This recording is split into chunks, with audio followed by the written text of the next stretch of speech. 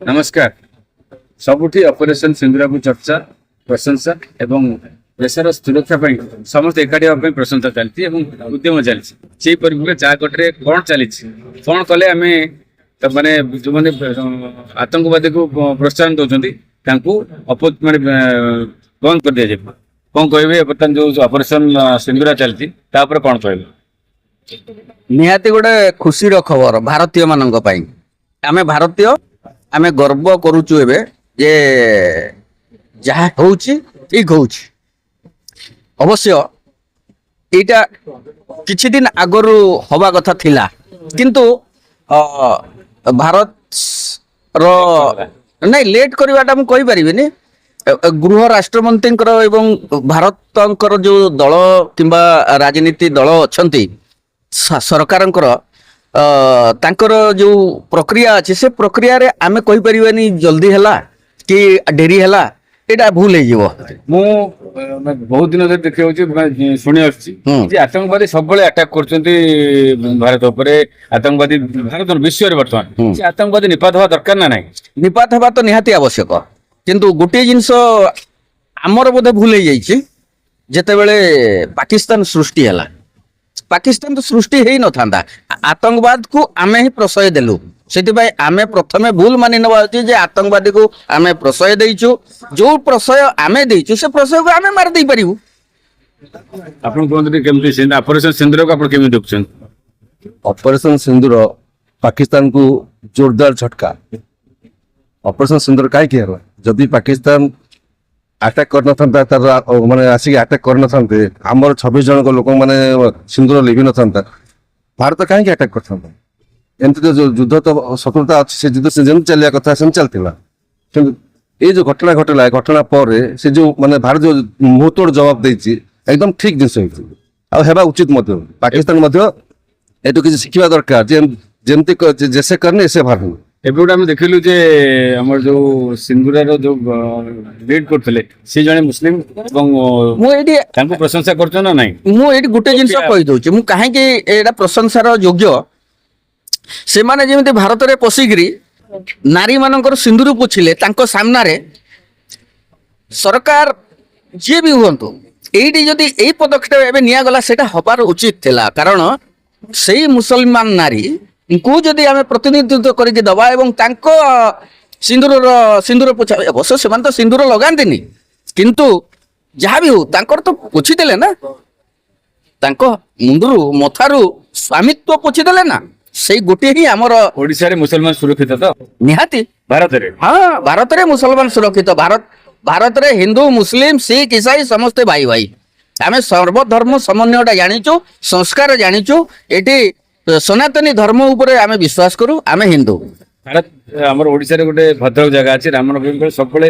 माने गोटे समस्या घटे एथर देखली माने सेही मुस्लिम माने सेही भाई माने हमर रामनवमी पालन कले हमर हिंदू माने को स्वागत कले एटा गोटे आस्ते आस्ते भाईचारा सृष्टि होछ ना नाही भाईचारा सेठी आगुरु थिला भाईचारा जदि सेठी न थांता सेठी जो पीर बाबा अछंती पीर बाबा पाखरे हिंदू मुसलमान समस्त जाइकरे नतमस्तक हो न थांते एवं आशीर्वाद भिक्षा करू न थांते सबुठी सही समान जिनिस अछि आमे किंतु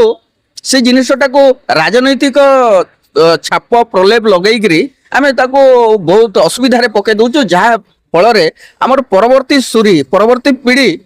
असुविधा भोगिया को जाउचंदे तेणु एबे हमर समस्त को गोटे जिस अनुरोध मु करबी मो तरफ जे भाईचाराटा एटलिस्ट रखिबा उचित भाईचारा रहिले हमर सनातन धर्म रहिबो हिंदू मुस्लिम सिख ईसाई समस्त एक ही रहिबे भाई आ गोटे कथा हम देखुछु जे मोदी सरकार कूटनीतिक स्तर रे एभली भाबरे पे करचंदी जे कोनोसी इंटरनेशनल माने राज्य कि देश केही बर्तन अपोज करनांती एटा को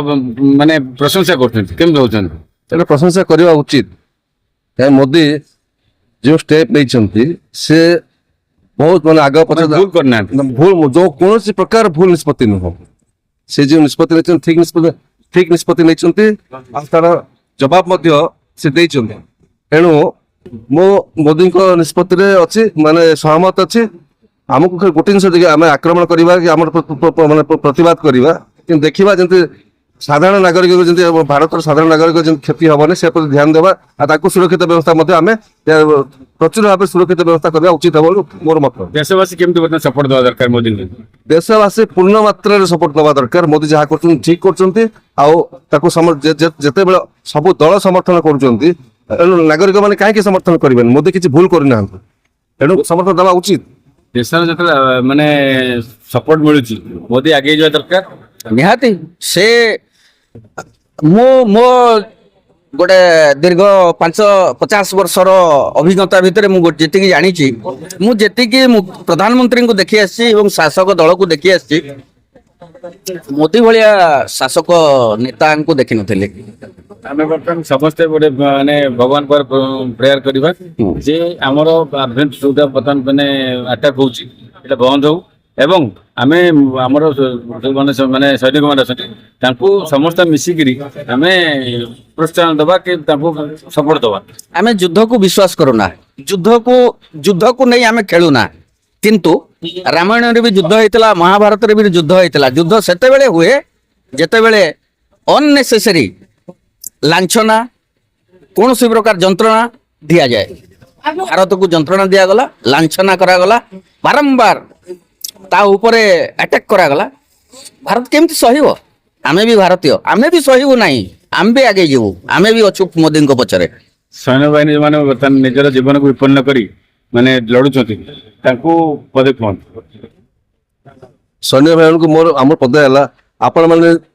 ସେଠି ମାନେ ବର୍ଡରରେ ଜଗିବା ଦ୍ୱାରା ଆମେ ସୁରକ୍ଷିତ ରହୁଛୁ। ଏଠି ଯେତେବେଳେ ଯୁଦ୍ଧର ପରିସ୍ଥିତି କି ଇଟାର ଜବାବ ପଥର ଦେବାର ପରିସ୍ଥିତି ଆସିଛି, ସେଇ ସମୟରେ ଆମେ କଣ ସାରା ଭାରତବାସୀ ଆପଣଙ୍କ ପଛରେ ଆମେ ଠିଆ ହେବୁ ମଧ୍ୟ। ତାହେଲେ ଆମେ ବର୍ତ୍ତମାନ ଚା ଖଟରୁ ଏତିକି ନିଷ୍କର୍ଷ କଲୁ ଯେ ଯୋଉମାନେ ବର୍ଡରରେ ଆମ ପାଇଁ ଲଢୁଛନ୍ତି ସେମାନଙ୍କୁ ଆମେ ସମସ୍ତଙ୍କ ସପୋର୍ଟ ଅଛି, ସମସ୍ତଙ୍କର ମାନେ ପ୍ରୋତ୍ସାହନ ଅଛି, ସମସ୍ତେ ଆମେ ଇଏ କରୁଛୁ ତାଙ୍କ ପରିବାର କେମିତି ଭଲ ରହିବ, ସୁରକ୍ଷିତ ରହିବ। ତେଣୁ ଆମେ ସେଇ ପ୍ରକାର ସପୋର୍ଟ କରୁଛୁ ଯେ ଆପଣମାନେ ଯୁଦ୍ଧ କରନ୍ତୁ, ଯୁଦ୍ଧରେ ଜିତିକି ଆସନ୍ତୁ ଏବଂ ଆମର ସବୁବେଳେ ଚା ଖଟି ନୁହେଁ ସବୁଠୁ ଭାରତର ସବୁ ଜାଗାରୁ ଆପଣଙ୍କ ପ୍ରତି ପ୍ରୋତ୍ସାହନ ଅଛି, ଆପଣଙ୍କୁ ସପୋର୍ଟ ଅଛି, ଆପଣ ମାନେ ମାଡି ଚାଲନ୍ତୁ। ଜୟ ହିନ୍ଦ। ଗୋଟେ ଲାଇନ କହିଦେବି, ଯୁଦ୍ଧକୁ ନେଇ ରାଜନୀତି କେହି ନ କରନ୍ତି କୌଣସି ଦଳ, କାରଣ ଆମେ ସମସ୍ତେ ଭାରତୀୟ, ଆମ ଭିତରେ ସନାତନୀର ରକ୍ତ ବହୁଛି। ହିନ୍ଦୁ ଧର୍ମରେ ଏହା ଅଛି, ଯୁଦ୍ଧକୁ ନେଇ କେହି ରାଜନୀତି ନ କରନ୍ତୁ। ଜୟ ହିନ୍ଦ। ଆମେ ସମସ୍ତେ ଦଳ ମତ ନିର୍ବିଶେଷରେ ଆମେ ସପୋର୍ଟ କରୁଛୁ। ଆମ ସୀମାନ୍ତରେ ଯୋଉମାନେ ଆମକୁ ଆମ ମାନେ ଆଟାକ୍ କରୁଛନ୍ତି କିମ୍ବା ଯୋଉମାନେ ଆମକୁ ମାନେ ଆତଙ୍କବାଦୀ ପଠେଇ ଆମ ଲୋକମାନଙ୍କୁ ହଇରାଣ ହରକତ କରୁଛନ୍ତି ବିନା ସ୍ୱାର୍ଥରେ ବିନା କାର୍ଯ୍ୟରେ, ମୁଁ ଆଶା କରୁଛି ସମସ୍ତ ସୈନ୍ୟବାହିନୀକୁ ଆମେ ମନୋବଳ ଦଉଛୁ, ଦୃଢ଼ତାର ସହିତ ସପୋର୍ଟ କରୁଛୁ। ଆପଣମାନେ ମାନେ ବର୍ଡରରେ ଇଏ କରୁଛୁ, ଆମେ ସବୁ ଭାରତୀୟ ମାନେ ଆପଣଙ୍କ ସହିତ ଅଛୁ। ରହୁଛି, ନମସ୍କାର।